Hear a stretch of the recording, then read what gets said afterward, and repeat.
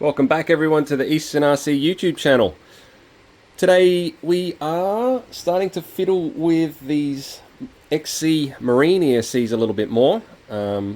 As discussed in a few of the last videos I talked about, we would eventually get it into my Zonda, which is a twin 6S catamaran. She's about 1 meter long. Anyone that knows anything a little bit about boats knows these are a little over 1 meter long and are quite the rapid machine, that's for sure. So had pretty good success with the ESC in the Sonic Wake. We ran into a small mishap in the Blackjack 42 where the motor bullets actually desoldered on the ESC side.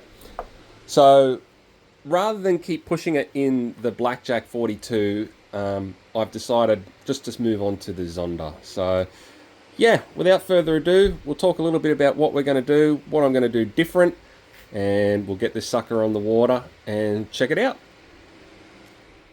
So yeah, like I said, when we ran it in the Blackjack 42, I unfortunately had some of the bullets desolder.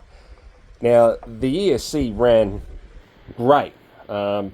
Unfortunately, I kind of cooked it a little bit, and she got over 100 degrees Celsius. So that's dang hot in anyone's book. Enough to boil an egg or boil water. But I wasn't 100% sure on whether the water cooling was in fact working correctly in that boat. So I'm going to pay close attention to that in this.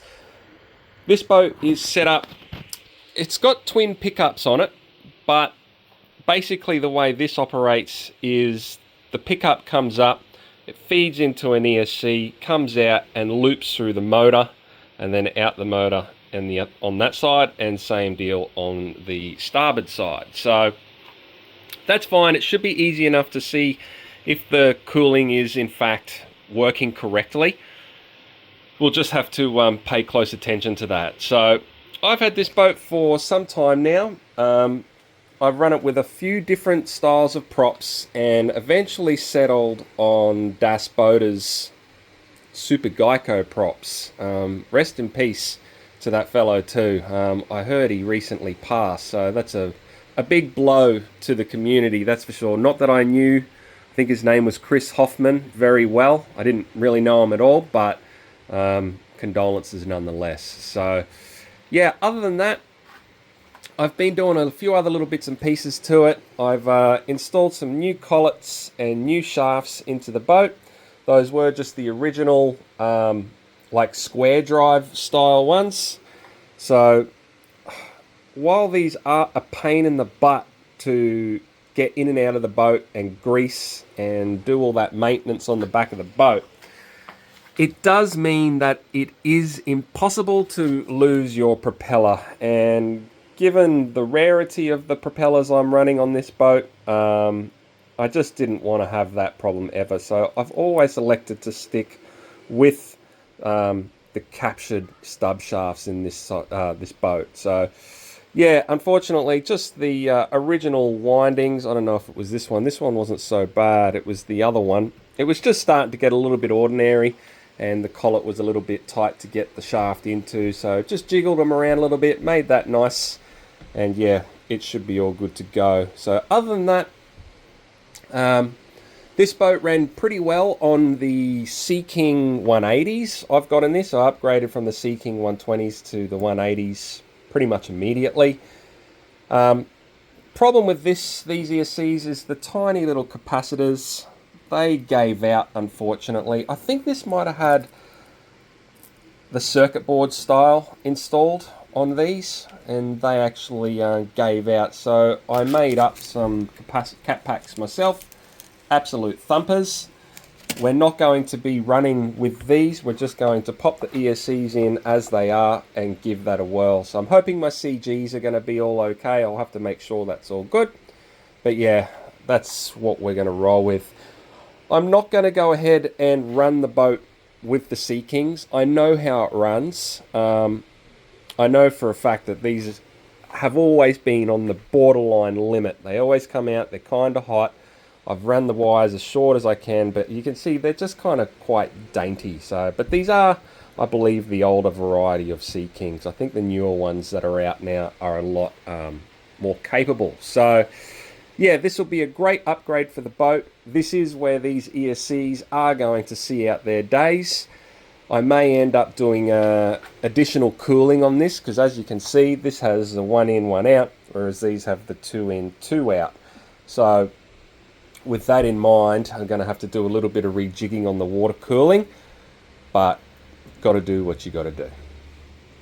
Just one other quick thing before I forget, I wanted to mention, on these ESCs, I have cut about, I don't know, an inch, inch and a half worth of wire off these, just to shorten up the actual length of the wires. These are just some crappy Chinese 8mm bullets. For the most part, they work fine. However, where the wire sits in these is actually quite shallow. So in high current situations, they're probably not the best thing to use. I am purposely pushing these components pretty hard to actually test them out here. Generally, they're perfectly fine. So with that said, I have done something a little bit different. I have just gone and just used good old 60-40 solder on these ones. So they're all soldered in with just your regular solder, which is lead and, well, I can't think what else is in that solder. However, these ones, as denoted by my little S, I have used a silver solder. This has a much higher melting temperature and is difficult to work with. You need to have a really good iron. But I'm hoping that that's actually going to be a nice little upgrade, and see what these connectors can do with a nicer solder in them. So yeah, we'll run these side by side and just see if there's any difference. Eventually I'll redo this one with silver solder as well. I've run silver solder in other boats as well. It's great, good conductivity, and yeah, like I said, a much higher melting point. So that's good and bad. Bad in that you can keep pushing incorrectly set up components because it's not going to let go, and good in the way that if you just needed maybe that extra little bit of time out of your components during a race perhaps, and you're really pushing it hard, the actual solder is going to hold on and let you get that additional time, perhaps at the expense of you know, something else in the boat going wrong. So yeah, just thought I'd mention that anyway. We're going to be comparing them side by side, or well, I'm not anticipating we're going to have any problems like we did in the Blackjack. Alrighty guys, she is looking sweet. So these ESCs fit absolutely beautifully. I've got them double-sided taped down and securing zip tie over the top. They fit so well, in fact, that if this zip tie is actually sitting on top, it's too tall and the hatch will actually rock. I was actually a little bit worried to begin with, but once I knocked these over, it worked out perfectly. So went ahead and just put zip ties or the little butterfly clips where I could on all the connections to make sure it's all watertight. What else have we done? Actually went and installed some nice wire sheathing on the receiver wires. Not that you get to see much of them because they're all tucked away underneath the tray.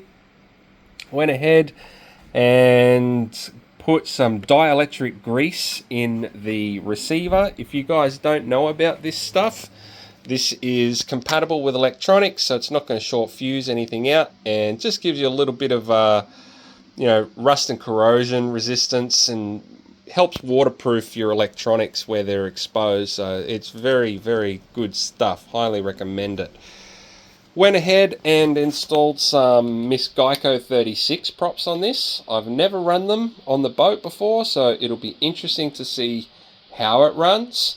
But yeah, other than that, what else did we do? We actually went ahead and replaced both collets, both shafts, and also the stuffing tubes. So they were all a little bit flogged out. The port side flex shaft in particular, this guy here, you can see she's starting to unwind. So Probably could have got a few more runs out of it, but better safe than sorry. Just easier just to replace them and make sure nothing's going to come unstuck, unwound inside your stuffing tube, because you are gonna have a bad day. So beyond that, I went ahead and flow tested all the water cooling on this. So this is my little device I have here.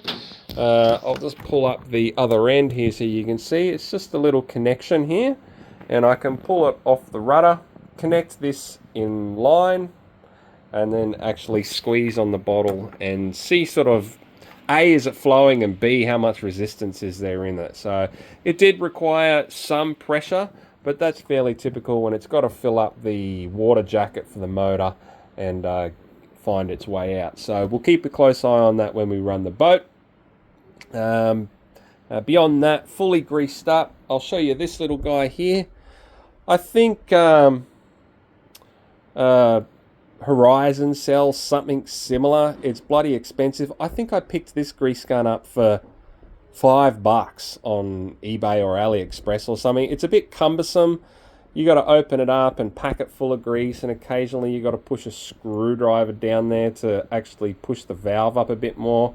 But really, for what you can actually do with this and get this tube up inside your flex shaft and pump it up with grease, it's definitely well worth it. So yeah, beyond that, guys, everything else checks out. I'm just checking this rubber here. That boot's all in good nick. Let's fire her up and see how she sounds. So I also went ahead and just configured the ESCs up. Just 6 volts to this receiver and servo. We're punch level 8 out of 12. And yeah, beyond that, just a 3.2 volt LiPo cutoff, and just made sure the motors are spinning in the correct direction. So we do have a master and a slave ESC. I just generally turn them on at the same time. So yeah, so very good.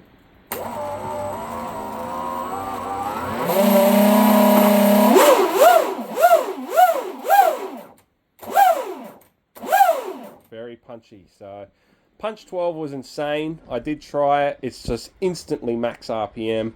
I don't think that's great for your flex shafts.